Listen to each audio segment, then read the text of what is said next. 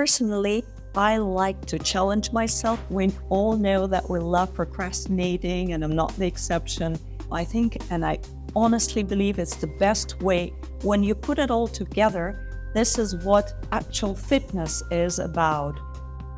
Hi guys, welcome to my channel. Today we're going to talk about training. It's Talking Tuesdays episode 4. If you don't know me, my name is Vera, and I usually upload workout videos, but sometimes I do little chats on different fitness-related topics. We're going to talk about training, my personal way of fitting the workouts into my routine, and some tips on how to navigate my channel so it's easier for you to get on a consistent track with your own workouts. There are certain things I want to mention and reiterate before we go into the basics. First, set realistic goals, even for your everyday workouts.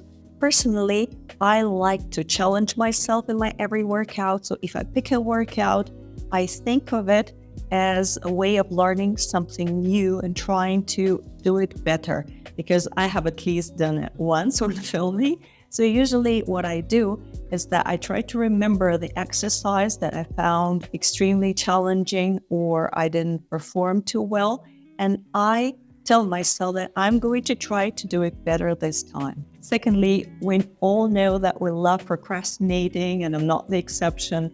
So I try not to put off the workout and do it as early as I can in a day. And thirdly, I always praise myself for accomplishing the routine. Well, sometimes I don't even need to do that because I feel happy instantly. But sometimes if I didn't do too well or I kind of slack back a little bit, I still tell myself that I did a good job because I did the workout. There are 2 points that I mentioned previously, I believe in my first video, that consistency and intensity of the workouts should be there on a daily basis. And while consistency by itself is pretty transparent, the intensity can be and should be adjusted. Every day there are certain criteria which you have to take into consideration before picking the workout. So the time of the day you're going to do the workout, time available for the workout, space available. Also, the most important probably is your physical condition. If you feel tired, or if you feel unwell or a little bit sick, or if you have any injuries, like all of those things should be taken into account when choosing what to do. My workouts, except for those days when I film, usually I do 20 to 50 minutes, normally 30, 40. So these are the extreme. And sometimes you guys tell me, oh, please do longer workouts. I know there's a personal preferences, but please don't be fooled by the lengths. Sometimes a 20-minute workout, if you do it properly, the 20-minute ones can burn more, boost your energy levels even better than the 50-minute ones, because you will tend to spread out your energy. But of course, different lengths are ideal for the weekly plan, and that's why I try to always include short and longer workouts throughout the week, not to get used to the same schedule. I think, and I honestly believe it's the best way, is the functionality in itself.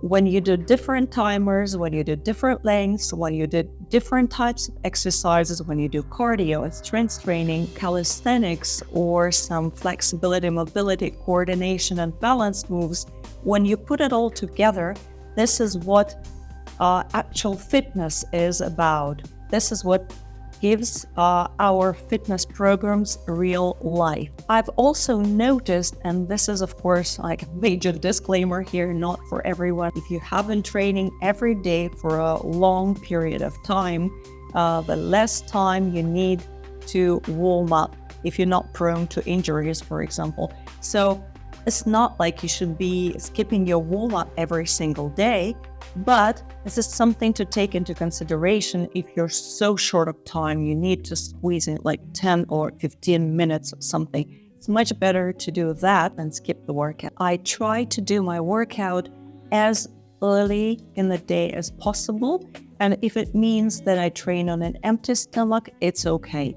Therefore, I strongly encourage you to find the time also to manage your schedule somehow. So there is at least 1 hour after a meal. All right, so now if you're a beginner, or if you're new to the channel, or if you're still trying to figure out how to navigate through, first of all, there are playlists, and I'm trying to make them as to the point as possible. Mention if you need another playlist to be composed. I will definitely do that. So going through the playlist, you get the basic idea. Then looking at the preview can also tell you what the workout is about, that you can read the title, and most importantly, you should read the description. If you don't have time to read the description, then just read a small passage which tells you about the difficulty of the workout, the lengths, and the muscles work. So the caloric burn is very approximated, so I wouldn't be relying on that too much, but you get the general idea. If you don't know all the moves yet, what I recommend is if you have a minute or two, and just scroll through the routine to try to see if you need something easier or this one is going to suit you just right. So on my channel, I have 70 to, I believe, 5-minute workouts. So they're basically every level, every taste, every desired muscle group, but they're all body weight. Some of them have jump rope or chair or resistance band, but those are very few. Normally you work with your body. They are high intensity interval training, which is usually a mix of cardio and strength training. Then there can be something like calisthenics or strength training by itself. Also Pilates, yoga, some ballet, which are actually super effective but often skipped through. Also, I have some fun ones like dance or kickboxing, which are basically HIIT or cardio exercises. The only thing I would like to tell you about is how not to get trapped by your own mind. And this happens so often. Like, our body is constantly trying to protect us. Our mind is trying to convince us that it's too hard for us. How to get around this thing? You can always, if you feel like you're completely out of power, just pick something stretchy, light, 10-minute, and relax about it. Forget that you're not doing any fat burn or power stuff.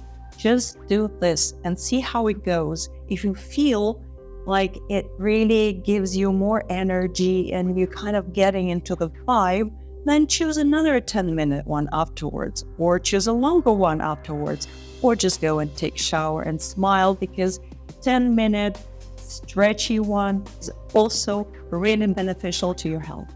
So you can already start to be more confident about your daily routines. And sometimes I get this huge adrenaline rush. I'm even scared to jump into it, but it feels so good. This challenge cannot be compared to anything else. So I wish you to feel that. I wish you to know that you are doing yourself a lot of good every single day. Don't be afraid to ask questions, to step into something new. Getting out of your comfort zone is inevitably a lot of fun. I wish you a very nice day. Thank you for joining me for this talking episode. If you have any questions, welcome to leave them in the comments, and I will see you next time. Bye.